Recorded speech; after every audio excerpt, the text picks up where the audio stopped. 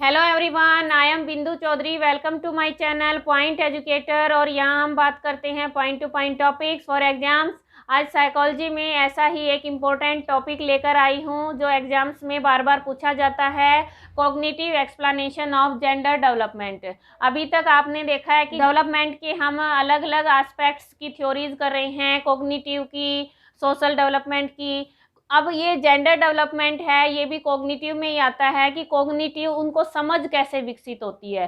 जैसे बच्चा जब जन्म लेता है तो उसका सेक्स निर्धारण होता है, ठीक है, वो मेल है या फीमेल है। यौन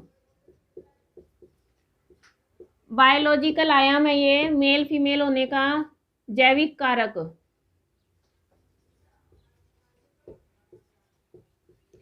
लेकिन जब वो समाज में आ जाता है, समाज के रीति रिवाज, रहन सहन, कल्चर, वो सब उसको प्रभावित करते हैं। वहाँ उसकी जेंडर टाइपिंग होती है, लिंग। वो अपने लिंग के अनुसार क्या है व्यवहार है वो सीख जाता है। अब ये जेंडर टाइपिंग है, ये सोशल आयाम हो गया, सामाजिक आयाम, ठीक है, ये मेल और फीमेल होने का। अब ये क्लियर हो गया, दोनों में डिफरेंस होता है। इसके बाद हमारा जेंडर डेवलपमेंट की उनमें बच्चों में ये समझ विकसित कैसे होती है कि हमें कौन सा व्यवहार करना है, हमारे लिए कौन सा व्यवहार बनाया गया है। इस तरह से हम करेंगे आज। जेंडर स्कीमा थ्योरी है कि स्कीमा का निर्माण कैसे होता है, बच्चे में जेंडर लेबलिंग की स्टेज कौन सी है, ये सब करने वाले हैं। Let's start.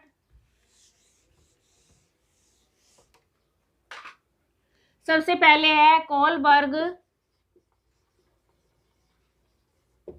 इन्होंने एक थ्योरी दी है 1966 में।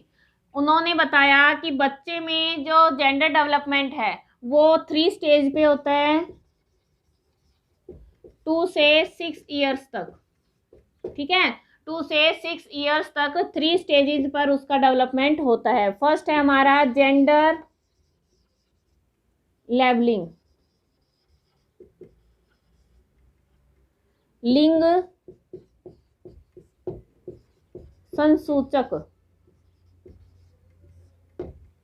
अब ये है 2 से 3, अराउंड 2-3 ईयर्स पर, 2-3 साल का बच्चा है, उसे पता होता है कि वो बॉय है या गर्ल है, सामने वाला विपरीत है किस सेक्स का है, बॉय और गर्ल का उसे लेबल है वो हो जाता है, ठीक है, लेबलिंग कर लेता है। वो करता किस आधार पर है, जो बाहरी उसकी अपीयरेंस है, जैसे हेयर स्टाइल है, ठीक है, हेयर स्टाइल से स्टाइल है, ड्रेस है, उनको देखकर उसे पता चलता है लड़का है या लड़की है।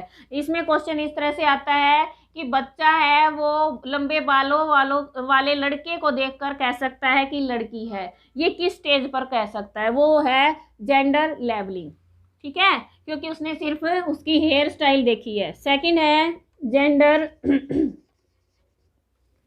स्टेबिलिटी। जेंडर स्टेबिलिटी क्या है, लिंग स्थिरता, लिंग स्थिरता। अब बच्चे में अराउंड 4 ईयर्स, 4 साल के लगभग, ये जेंडर स्टेबिलिटी आ जाती है। बच्चा अब सोचने लग जाता है कि उसका जेंडर है वो स्टेबल है हमेशा के लिए। मैन कौन बनेगा, जो बॉय है, और गर्ल हैं वो वुमेन बनेगी। उनमें ये समझ विकसित हो जाती है। लेकिन इसमें एक कन्फ्यूजन रहता है, बच्चों को ये कंफर्म नहीं है कि ये सभी सिचुएशंस के अनुसार रहेगा। वो सोचते हैं अगर लड़का लड़की के काम करेगा, उस तरह का व्यवहार अपना लेगा तो वो लड़की बन सकता है, ठीक है। ये हमारा है जेंडर स्टेबिलिटी। इसके बाद है हमारी next gender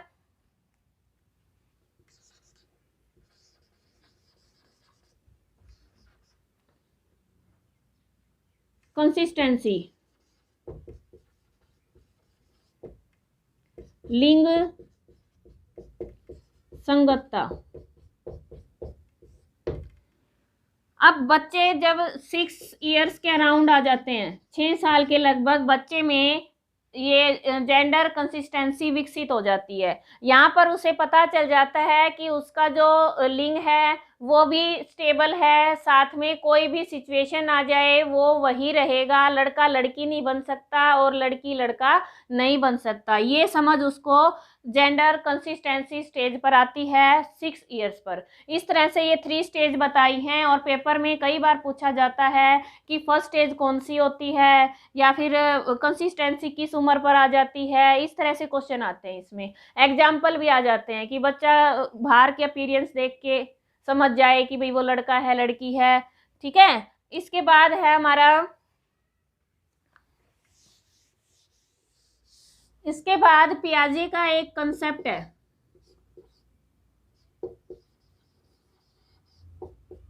conservation.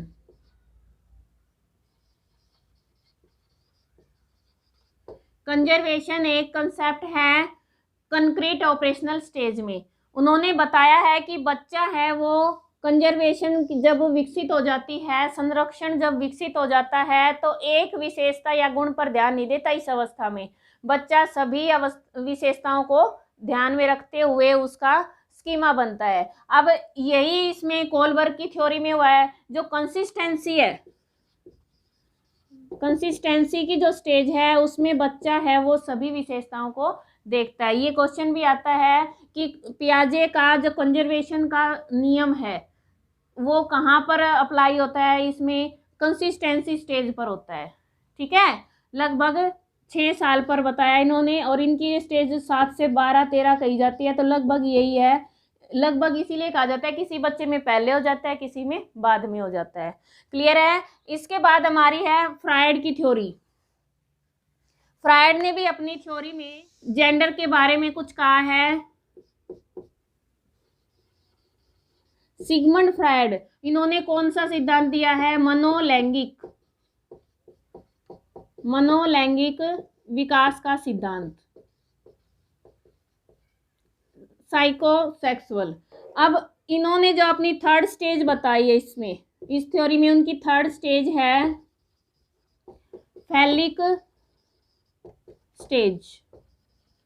Phallic stage यानी लिंग प्रधान अवस्था। ये अराउंड 5 इयर्स होता है बच्चे में।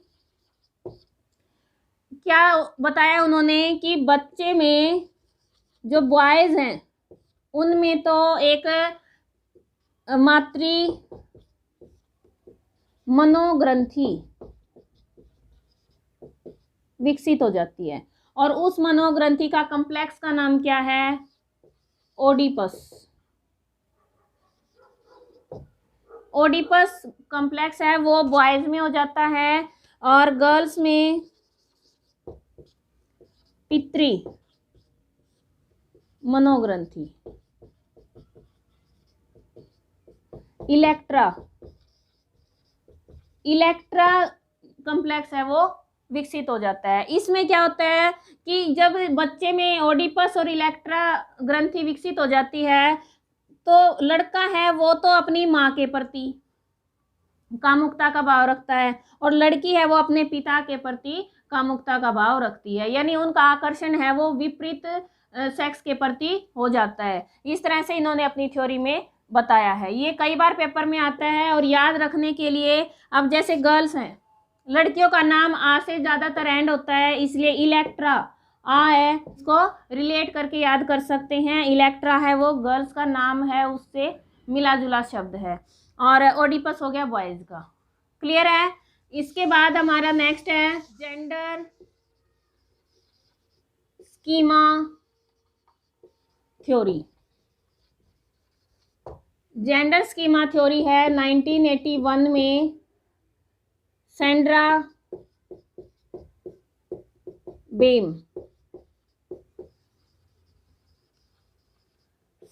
बेम ने ये दी है, GST इस नाम से भी जानते हैं, जेंडर स्कीमा थ्योरी। इसके अनुसार क्या है कि बच्चे में जेंडर के प्रति स्कीमा बन जाती हैं, क्योंकि उसे समझ विकसित होगी, धीरे धीरे वो स्कीमास बनाता जाएगा कि भाई कैसे बच्चा है वो पहचाना जाए, कैसे वो व्यवहार को ग्रहण करे, लड़कों के लिए कौन सा व्यवहार है, लड़कियों के लिए कौन सा व्यवहार है, इस तरह से उनमें स्कीमा बनती है। उन्होंने स्कीमा के बारे में बताया है कि वो 2 ग्रुप्स, स्टार्टिंग में वो 2 ग्रुप्स डिसाइड करते हैं, एक बॉयज़ का एक गर्ल्स का।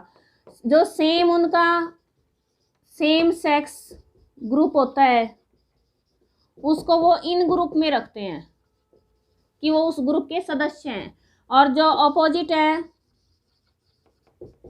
अपोजिट सेक्स ग्रुप है वो आउट ग्रुप होता है उनके लिए। ठीक है, इस तरह से उन्होंने बताया है। दूसरा क्या बताया गया है कि जो जेंडर आइडेंटिटी है, जेंडर आइडेंटिटी बच्चे में 2-3 ईयर्स पर हो जाती है, वो बॉय गर्ल है उसमें भेद करना समझ जाता है। इसके बाद है इन्होंने सेक्स टाइपिंग, जेंडर टाइपिंग, इस तरह से एक शब्द दिया है। उनके अनुसार सेक्स टाइपिंग है, जेंडर टाइपिंग है, वो 4 टाइप की होती है। फर्स्ट है उनका सेक्स टाइपिंग, अपने ही जो सेक्स है, अपना जो समूह है, उसके व्यवहार को सीखना, समझना, उनकी इंफॉर्मेशन कलेक्ट करते जाना अपने आप। बच्चा कोई ज़्यादा बताने की जरूरत नहीं होती कि भाई लड़की ऐसे व्यवहार, वो देखती है। समाज में सोशल और कॉग्निटिव डेवलपमेंट होता है, उसके थ्रू ही उनमें स्कीमा बनती जाती हैं और वो अपने सेक्स के अकॉर्डिंग है वो इंफॉर्मेशन इकट्ठी करके उसके अनुसार व्यवहार करना शुरू कर देते हैं। दूसरा होता है opposite sex typing.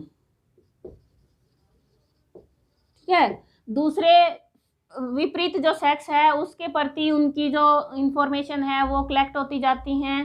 Clear. Third है उभयलिंगी,